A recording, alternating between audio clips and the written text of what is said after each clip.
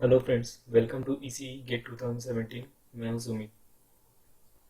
यहाँ पे आप एक ब्लॉग एड्रेस देख पा रहे होंगे, get2psu.blogspot.in। इस ब्लॉग एड्रेस में हमने कम्युनिकेशन के पीडीएफ नोट प्रोवाइड किए हुए हैं। आज ही मैंने इसमें नेटवर्क के पीडीएफ नोट भी प्रोवाइड किए हुए हैं। और इससे पहले मैंने आपको ब्लॉग डायग्राम रिडक्शन के लिए एक वीडियो प्रोवाइड किया हुआ था। मैंने उसके कुछ क्वेश्चंस भी यहाँ पे अपलोड किए हुए हैं, तो मैं चाहूँगा आप उन्हें सॉल्व करने की कोशिश करें। वैसे तो सब सॉल्व क्वेश्चन है, लेकिन फिर भी आपको उसमें कोई क्यूरी होती है, कोई डाउट होता है, तो आप मुझे नीचे ब्लॉग पे नीचे कमेंट बॉक्स में लिखिए, मैं उसका रिप्लाई करूँगा। तो चलिए स्टार्ट करते हैं। आज हम देखेंगे सिग्नल फ्लो ग्राफ। तो जैसा कि मैंने पहले आपको बताया था, signal flow graph is nothing, it is the modified form of block diagram reduction technique. It is the graphical method to represent system. यहाँ पे एसएफजी के लिए कुछ बेसिक्स है हमारे पास। जैसे हम ब्लॉक डायग्राम में गेन को एक ब्लॉक से रिप्रेजेंट करते थे, input signal and output signal को हम इस तरह से रिप्रेजेंट करते थे। अगर हमारे पास कोई फीडबैक होता था तो उसके गेन को हम इस तरह से रिप्रेजेंट करते थे, एक समिंग पॉइंट लगा होता था। ये एक क्लोज लूप सिस्टम है। इसे हम सिग्नल फ्लो ग्राफ में रिप्रेजेंट करेंगे तो इनपुट सिग्नल और आउटपुट सिग्नल, इसके लिए हम एक डॉट यूज़ करेंगे, इसे हम बोलते हैं नोड। और input signal and output signal, इनको जो लाइन जोड़ती है, या फिर किसी दो डॉट को या फिर किसी दो नोड को जो लाइन जोड़ती है, उसे हम बोलते हैं पाथ। ब्लॉक डायग्राम में हम गेन को एक ब्लॉक से रिप्रेजेंट कर रहे थे, यहाँ पर हम गेन को एरो से रिप्रेजेंट करेंगे।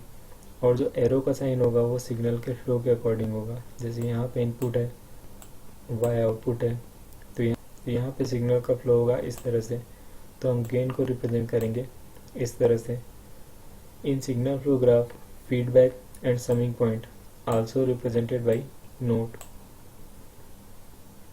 और यहाँ पर इसका गेन होगा एच। सपोज यहाँ पे समिंग पॉइंट का साइन माइनस है, तो यहाँ पे हमारे पास गेन का साइन हो जाएगा माइनस।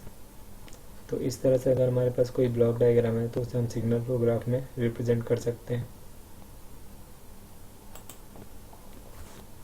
ब्लॉक डायग्राम में हम समिंग पॉइंट को इस तरह से रिप्रेजेंट करते थे। यहाँ पे x इनपुट है, y इनपुट है, और हमें आउटपुट मिल रहा है x minus y. Signal flow graph में हम इसे एक नोड से रिप्रेजेंट करेंगे। ब्लॉक डायग्राम में जब कोई गेन नहीं होता था तो हम उसे खाली छोड़ते थे। ब्लॉक डायग्राम में जब कोई गेन नहीं होता था तो उसे हम खाली छोड़ देते थे। लेकिन इन सिग्नल फ्लो ग्राफ, अगर कोई गेन नहीं है तो उसे हम वन से रिप्रेजेंट करते हैं। यहाँ पे कोई गेन नहीं था, समिंग का साइन माइनस है, इसीलिए हम इसे माइनस से रिप्रेजेंट करेंगे। हमें ओवरऑल आउटपुट मिलेगा x माइनस वाई। इसी तरह से हम टेक ऑफ पॉइंट को भी एक नोड से रिप्रेजेंट करेंगे।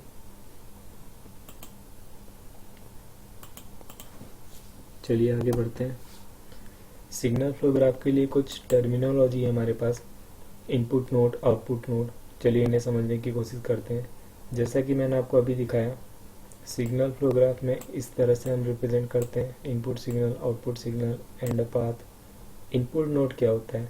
The node that have only outgoing branches. यहाँ पे आप देख सकते हैं इस नोड के पास केवल आउटगोइंग ब्रांचेस है, ये हमारा एक इनपुट नोड है।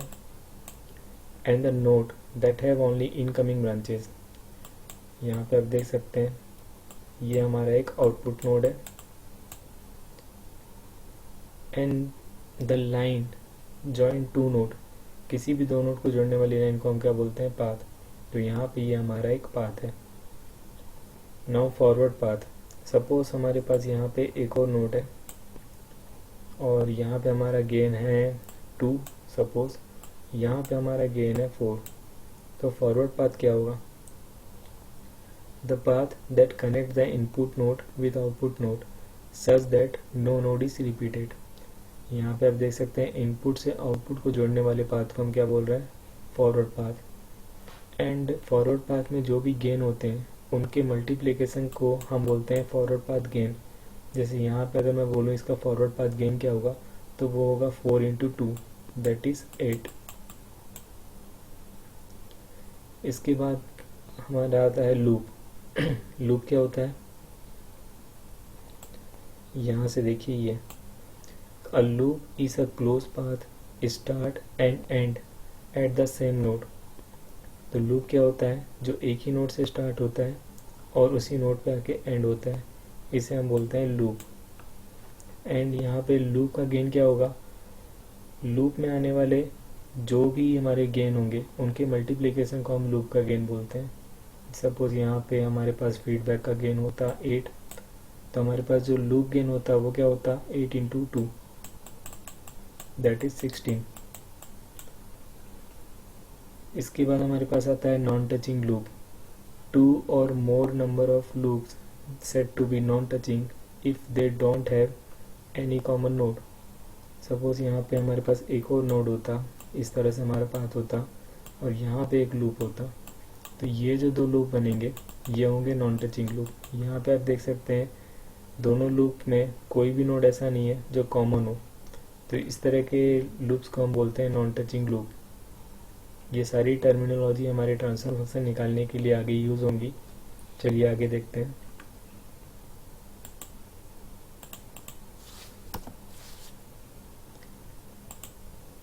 उससे पहले हम देखते हैं कि ब्लॉक डायग्राम का हम एसएफजी में कैसे रिप्रेजेंटेशन करते हैं। यहाँ पे हमारे पास एक ब्लॉक डायग्राम दिया हुआ है, इसे हमें एसएफजी में रिप्रेजेंट करना है। तो जैसा कि मैंने आपको बताया कि in SFG input signal, output signal, feedback, summing point, ये सब हम डॉट से रिप्रेजेंट करते हैं। तो यहाँ देखें हमारे पास इनपुट सिग्नल है, एक फीडबैक, दो समिंग पॉइंट है, दो फीडबैक है एंड इनपुट आउटपुट। तो हमारे पास टोटल जो नोड बनेंगे वो होंगे 6।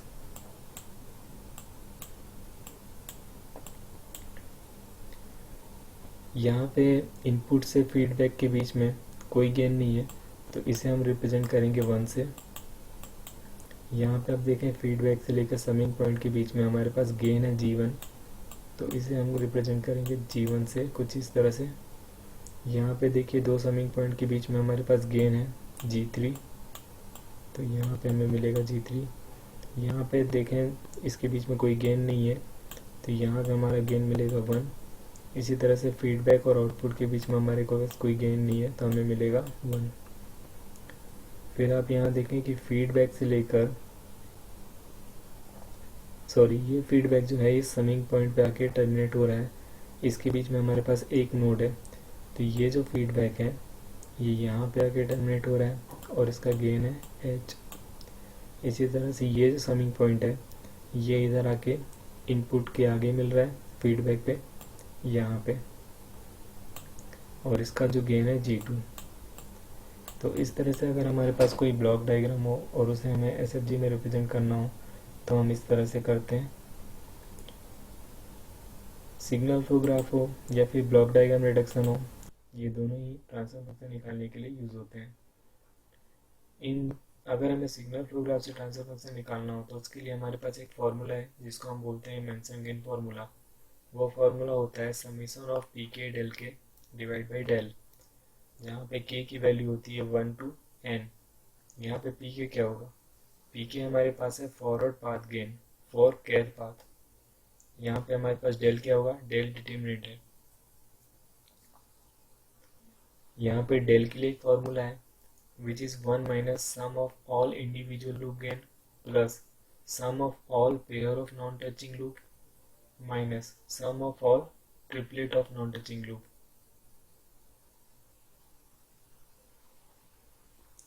sum of all triplet of non-touching loop। ये अगर ये फॉर्मूला अभी आपको समझ में नहीं आ रहा है तो चलिए इसे क्वेश्चन से एक्सप्लेन करने की कोशिश करता हूँ मैं।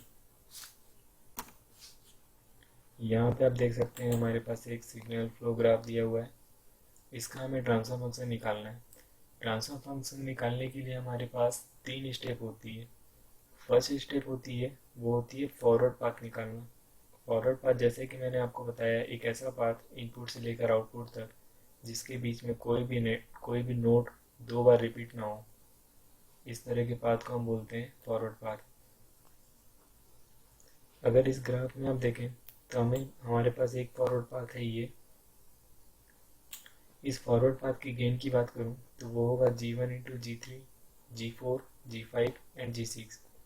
तो यहाँ पर आप देख सकते हैं फॉरवर्ड पाथ 1, इसका गेन है हमारे पास G1, G2, G4, G5 and G6।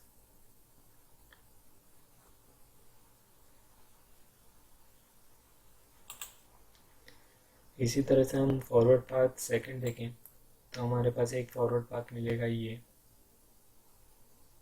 अगर मैं इसके गेन की बात करूं तो यहाँ पे हमें गेन मिलेगा G1 into G2 into G5 into G6।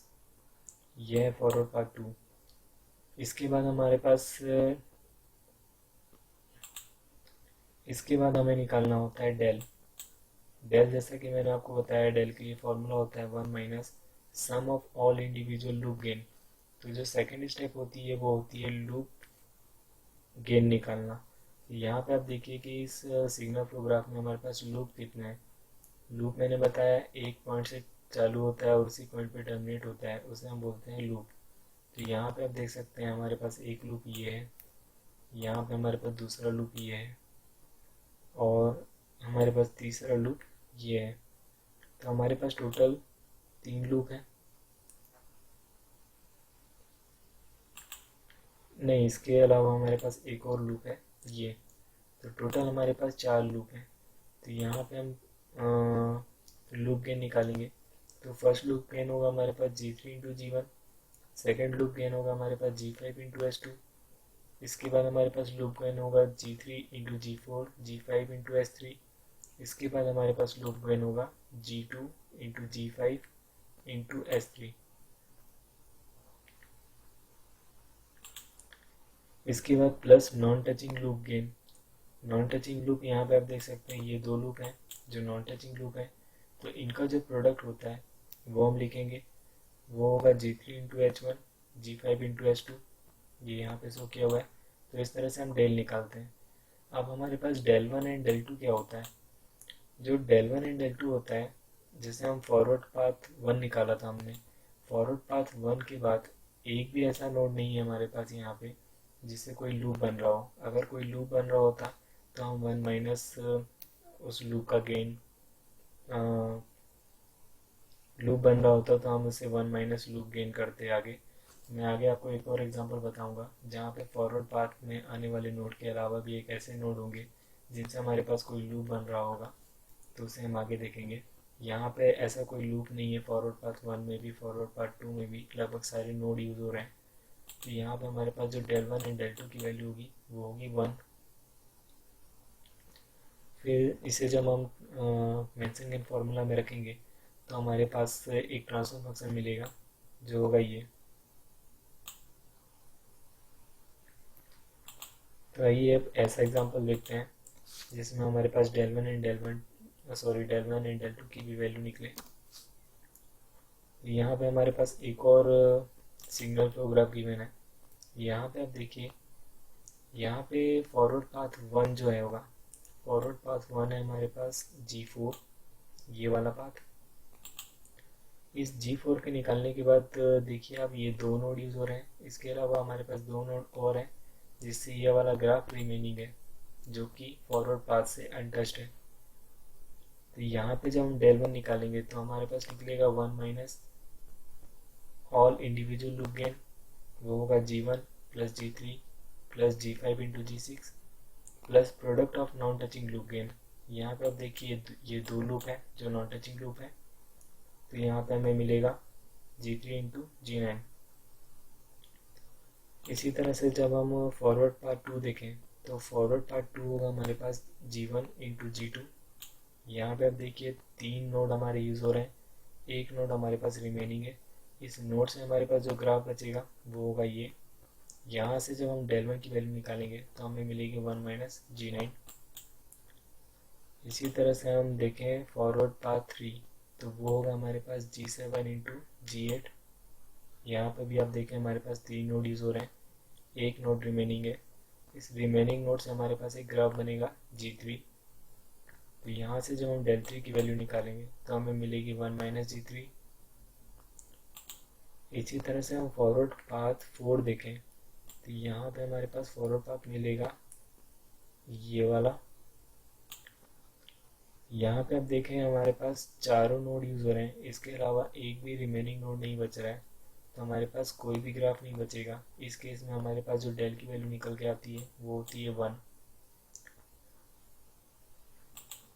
इसके अलावा हमारे पास एक और फॉरवर्ड पाथ है G7, G6 एंड G2। इसमें भी लगभग इसमें भी चारों नोड यूज़ हो रहे हैं। इसके बाद हमारे पास कोई भी रिमेनिंग नोड नहीं है, तो हमारे पास जो डेल सिक्स की वैल्यू निकलेगी वो होगी 1। इसके बाद हमारे पास जो डेल की वैल्यू निकालना है, इसके बाद हमें निकालना है डेल की वैल्यू, जो होगी 1 माइनस इंडिविजुअल लूप गेन। यहाँ पे आप देख सकते हैं हमारे पास सिर्फ 3 ही लूप हैं, तो इंडिविजुअल लूप गेन होगा G9 plus G3 plus G5 into G6 plus product of non touching loop gain. यहाँ पे हमारे पास दो नॉन टचिंग लूप गेन है, G9 and G3 plus G9 into G3। अब इन सारी वैल्यू को जब हम मेंशन गेन फार्मूला में रखेंगे, मेंशन गेन फार्मूला मैंने आपको बताया पी के डेल के डिवाइड बाई डेल, जहाँ पे के की वैल्यू 1 to n होती है, तो हमें एक ट्रांसफर फंक्शन निकल आएगा। तो आई होप आपको सिग्नल फ्लो ग्राफ के कंसेप्ट क्लियर हुए होंगे। अगर आपको मेरा ये वीडियो अच्छा लगा तो इसे लाइक कीजिए, हमारे चैनल को सब्सक्राइब कीजिए। Okay, thank you.